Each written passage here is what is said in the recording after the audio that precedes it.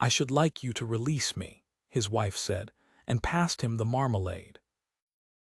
The Duke of Grayling took it, because his hand had already gone out for it, and set it down without using it. "Susanna, I have thought about it for a year and I have decided not to make a scene about it, so please do not oblige me to." She was very calm. She had been very calm for 11 years. It was the thing he admired most in her and the thing that had lately begun to frighten him. "There need be no scandal. I shall go to the Dower House at Wickthorpe. I shall be perfectly comfortable there and perfectly quiet, and you may say whatever is convenient, my health, the sea air, anything. In 3 years, nobody will remark on it." "Release you," Nathaniel said, "to what?" "To your own life." Susanna folded her napkin. She had the fine long hands of a woman who had once meant to be a musician and had married instead. "You have been the most courteous husband in England, and I have never once been able to find fault with you, which has been the great difficulty. There is nothing to reproach you with. There is only 11 years of a house with 2 people in it who are careful, and I find that I have not the constitution for another 11. She rose. "The corvée woman is at the door of this house 3 times a week. I do not blame her, and I have never said a word to you about it. But I am tired, Nathaniel, and I would rather leave with my dignity than be pitied at somebody else's dinner table." She was gone before he could get to his feet, which was, in 11 years, the first discourtesy she had ever shown him.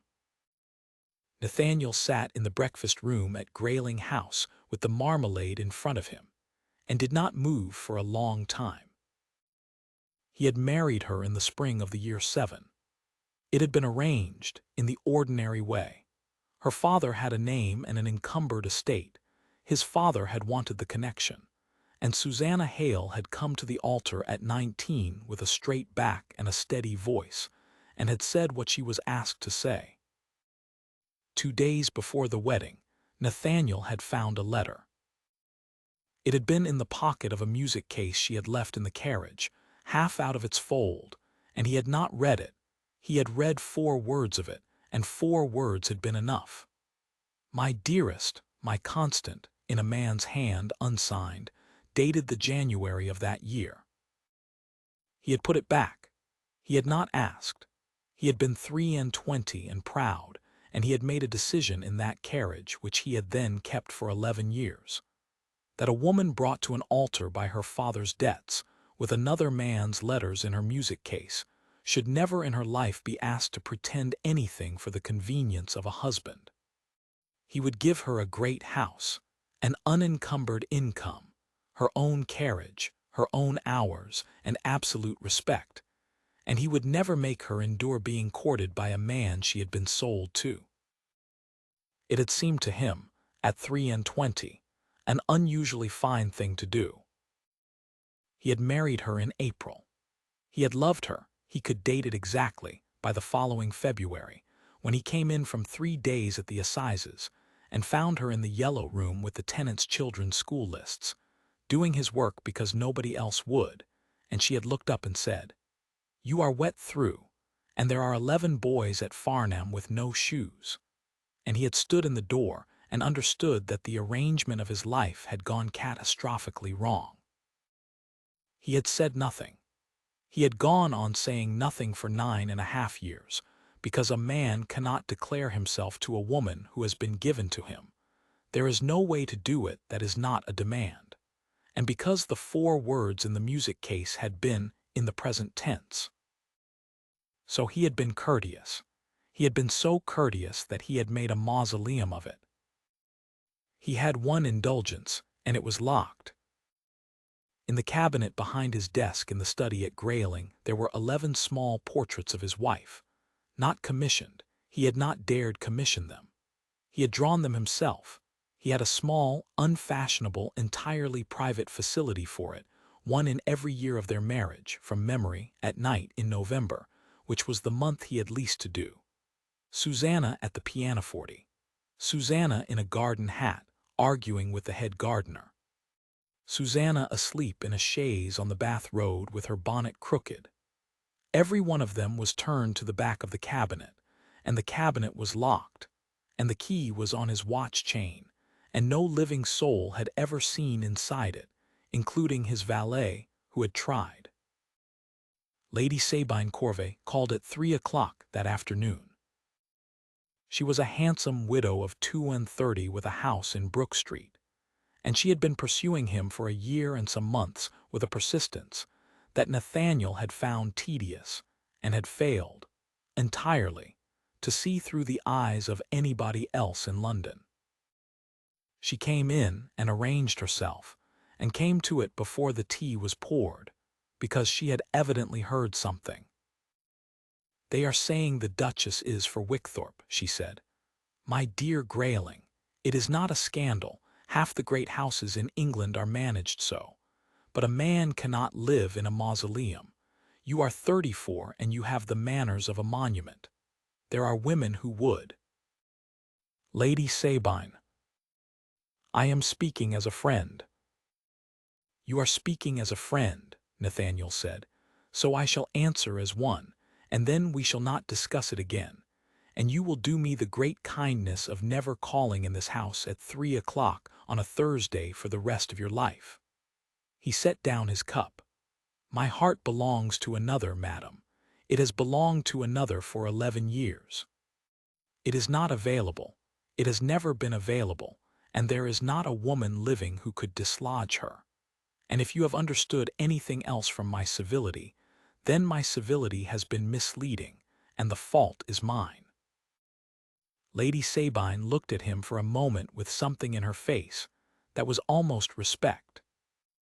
"11 years," she said. "Then she is married, I suppose, or dead?" "She is neither." "Does she know?" Nathaniel opened his mouth, and found that he had no answer at all. And in the pause, out in the hall, the door of the yellow room closed. Not slammed.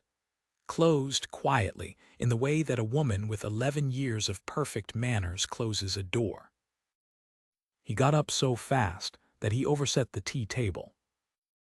She was not in the yellow room. She was not in the music room. She was on the stairs, on the first landing, with her hand on the rail, and she had gone the color of paper. "Susanna." "You need not," she said. "Truly, you need not. It is a relief." Her voice was almost steady. 11 years, well, that accounts for everything, does it not? And I have been very slow. Was it before we married?" "Yes," Nathaniel said, because it was true, and it was the worst possible answer, and he saw it strike her. "Then I am glad you told me." She went up 2 steps. "I shall go to my aunt's at Ledworth tonight rather than Wickthorpe, if it is all one to you. Wickthorpe is your property, and I find I would rather be in a house that is nobody's. My brother will manage the rest with your lawyers, and I shall not ask for anything, and I would be obliged if you did not follow me tonight, because I have been dignified since I was 19, and I am very near the end of it." "You have not understood me." "I have understood you perfectly," said the Duchess of Grayling, "for the first time in 11 years. The traveling carriage went out of the square at 9:30, and Nathaniel stood at the window of his study, and watched the lamps of it turn the corner, and then took the key off his watch chain, and unlocked the cabinet, and turned all 11 of the drawings round to face the room, and looked at what he had done with his life. He did not follow her that night. She had asked him not to, and he had spent 11 years giving her everything she asked for, which was, he now perceived, the whole of the disaster. He followed her on the Saturday. Ledworth was a rectory in Hertfordshire with a wet lawn and a great many rooks, and her brother the rector met him in the hall, and did not ask him to sit down. "She is in the garden," Mr. Hale said. "Your Grace, I have known you 11 years, and I have never had a word to say against you, and I shall have several presently if this goes badly, so I advise you to be plain. She has been crying since Thursday, and my sister does not cry. May the Duke of Grayling ask you one question first?" Ask it. In the January of the year 7, before the marriage was settled, your sister had a letter in her music case. It was in a man's hand and it was not signed, and it began, "My dearest, my constant." Nathaniel heard his own voice doing something unsteady and let it. Who wrote it?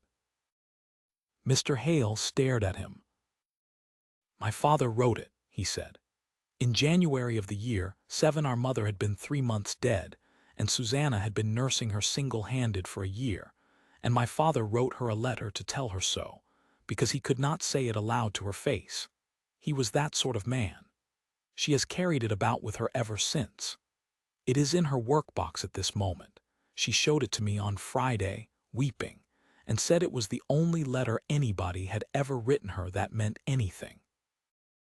Nathaniel put his hand on the hall table. 11 years, he said. Sorry. Nothing, a very large nothing. Where in the garden?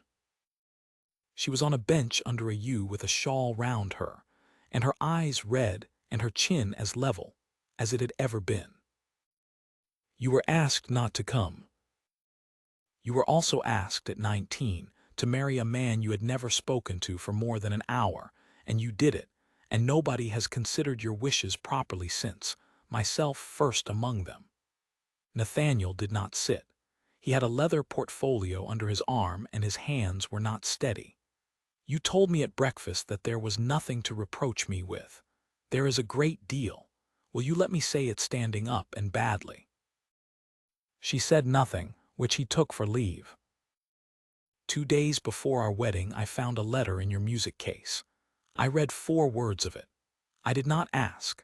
I decided, at 3:20, in a carriage, in about a minute and a half, that you had been brought to the altar out of duty while you loved another man, and that the least a gentleman could do was never require you to pretend.